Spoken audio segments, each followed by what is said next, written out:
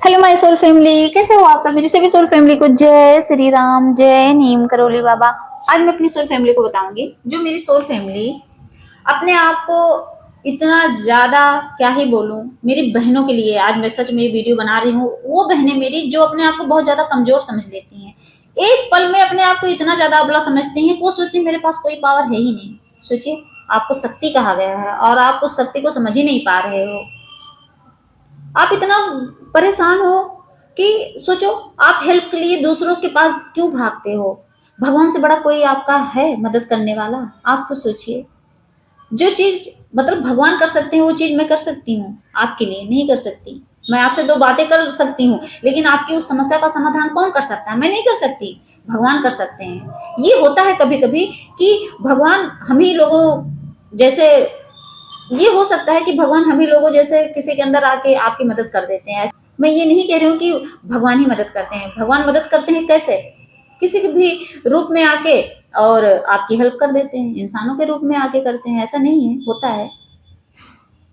तो मेरी soul family से ये रिक्वेस्ट है, मेरी बहनों से, कि आप कभी अपने आप को अकेला मत समझो। सबसे पहले तो आप अकेले नहीं हो। आपके साथ कौन चल रहा है? भगवान चल रहे हैं। आपके अंदर भगवान बैठे हैं साक्षात, बस उनसे कहने की जरूरत है। एकांत में बैठिए, करिए मेडिटेशन, ध्यान। आपके हर सवालों का जवाब देंगे, भेज देंगे इंट्यूशन। लेकिन हाँ, उतनी पावर जगानी पड़ती है अपने अंदर, मतलब इतनी प्योरिटी लाइए कि भगवान आपके सारे सवालों को जवाब दें। आप किसी इंसान के पास ना जाओ। जाओ कब? जब आपको लगे कि भगवान नहीं जवाब दे रहे हैं, तब। ऐसा हो ही नहीं सकता कि आप भगवान को मानो और भगवान जवाब न देते हैं। मान लीजिए कि कोई ऐसी सिचुएशन आई है, आजकल तो क्या है भाई, यंग एज है, तो सबसे ज्यादा तो अट्रैक्शन ही बहुत ज्यादा हो रहा है आजकल। लड़की लड़कों की तरफ अट्रैक्ट हो रही है, लड़के लड़की की तरफ अट्रैक्ट हो रहे हैं। और ऐसे में क्या हो रहा है? ऐसे में क्या हो रहा है, उनका पढ़ाई में मन ही नहीं लग रहा है, अपने गोल से भटक जाते हैं। जो बचपन से लक्ष्य बनाते हैं, छोटे रहते हैं, वो 8-10 साल के रहेंगे तो अपने घर वालों से बोलेंगे मैं तो पढ़ लिख के अधिकारी बनूंगा, मैं डॉक्टर बनूंगा, मैं इंजीनियर बनूंगा। लड़कियां सोचती हैं मैं साइंटिस्ट बनूंगी। सब कुछ बोलते हैं और बड़े होके बस हल्का सा सामने कोई ऐसा लड़का दिखा, मान लीजिए कोई फीमेल बहन है, कोई लड़का दिखा, अट्रैक्ट हो गए। बस क्या होता है, उस गोल से भटक जाते हैं, सारा सपना नीचे हो जाता है और वो पर्सन ऊपर। लड़कों का भी यही सीन है, पढ़ाई में मन ही नहीं लगता। कोई मिल जाए, कोई ऐसी लड़की समझ आ जाती है उनको, अट्रैक्शन हुआ, अब बस भयंकर वाला प्यार, कहेंगे मुझे प्यार हो गया है, और उसे प्यार के पीछे एकदम दीवाने की तरह पागल, भूल जाते हैं। पढ़ाई में मन ही नहीं लग रहा है। अब क्या करें? ऐसे सिचुएशन में करें क्या? सोचिए, अगर कोई मेरी बहन, कोई भाई ऐसे भटक जाए तो करे क्या? सबसे पहले तो दिमाग को शांत करना है। अगर आपको मान लीजिए प्यार हुआ है, छोड़िए, प्यार होता है, हो गया, ठीक। अब ये नहीं है उसी के पीछे भागना है। सबसे पहले तो आपको क्या करना है, सब्र, पेशेंस रखना है उस चीज के लिए। ये थोड़ी ना उसी के पीछे एकदम पागल होना, को मिलेगा नहीं मिलेगा, ये छूट गया तो मैं क्या करूंगा या मैं क्या करूंगी। ऐसे भटकोगे तो कभी नहीं मिल पाएगा, वो मिलेगा भी नहीं। और क्या करोगे आप अपने पैर पे खुद ही कुल्हाड़ी मार लोगे। अब कुल्हाड़ी मार लोगे आप अपने पैर पे, तो चलोगे कैसे? अपाहिज बन गए ना आप। तो इस दुनिया में अपाहिज की कोई वैल्यू है नहीं है। तो आप अपने आप को अपाहिज मत बनाओ, अपने खुद के पैर पे कुल्हाड़ी मारकर मत बनाओ। अगर आपका मन भटकता है, मान लीजिए उस लड़के के लिए या लड़की के लिए, तो पहले भटकाओ मत अपने आप को। नहीं, ऐसे में एक ही समाधान है आपका, क्या? भगवान। भगवान को पकड़ो, कर दो भगवान को सरेंडर। कहते नहीं, डिवाइन को सरेंडर करना पड़ता है, तो सरेंडर करो उनको। जब उनको सरेंडर करोगे तो क्या होगा, जैसे पुलिस रहती है, जब चोर भागता है जितनी स्पीड में, अब वही है, चल रहा है पकड़ने वाला लुका छुपी वाला खेल, वो भाग रहा है, वो पकड़ रहे हैं, वो भाग रहा है, पुलिस पकड़ रही है, तो क्या होता है, आप भी थक रहे हो, उसको भी थका रहे हो। तो आप जब भटकते हो तो क्या होता है, आप भगवान को भी परेशान कर रहे हो, खुद को भी परेशान कर रहे हो। तो क्या करता है, जब वो चोर ना पुलिस को सरेंडर करता है तो बच जाता है, वरना उसको बहुत मारते हैं। जितना वो भागता है उसको उतना ही कूटते हैं, जेल में बंद करेंगे, डंडे डंडे बरसाते हैं उस पर, सच में। और सरेंडर कर देता तो क्या होता है, शांति से ले जाके जेल में बैठा देते हैं, वहीं आराम से खाना पीना देंगे और यही कहेंगे कि चल कम से कम तूने सरेंडर तो कर दिया। तो सरेंडर का मतलब यही होता है। अगर आप भगवान को सरेंडर करते हो तो क्या होता है, भगवान कहते हैं चलो कोई बात नहीं, मेरा बच्चा कम से कम मेरे पास आके झुक तो गया। तो भगवान आपको कष्ट नहीं देते, वरना आपको इतना कूटते हैं और खूब रुलाते हैं। अब कूटने का मतलब यही, अंदर से आपको क्रेविंग मचाएंगे उससे मिलने के लिए, ना पढ़ाई में लगेगा तो अंदर से आप क्या एकदम डिप्रेशन में चले जाओगे। टेंशन रहेगा पूरा दिन, मैं क्या करूं, क्या ना करूं, क्या करूं, क्या ना करूं, बस इसी लूप में फंसे रहोगे।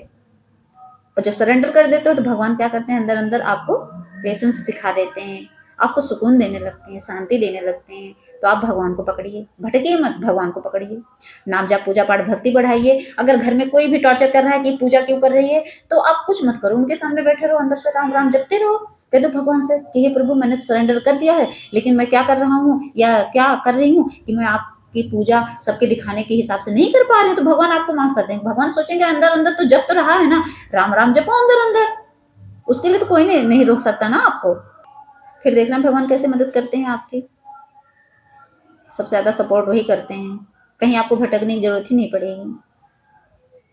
मेरी बहनों को, मुझे अपनी बहनों के लिए बहुत ज़्यादा प्यार है, मैं अपनी बहनों के लिए बहुत परेशान रहती हूँ। जो मेरी बहनें मुझे कमेंट में अगर थोड़ी परेशानी बताने लगती हैं तो सच में मुझे भी बहुत दुख होता है। मैं सोचती हूँ मैं इनके लिए क्या करूँ प्रभु, कैसे मैं इनके पास पहुंचूं, कुछ नहीं कर सकती।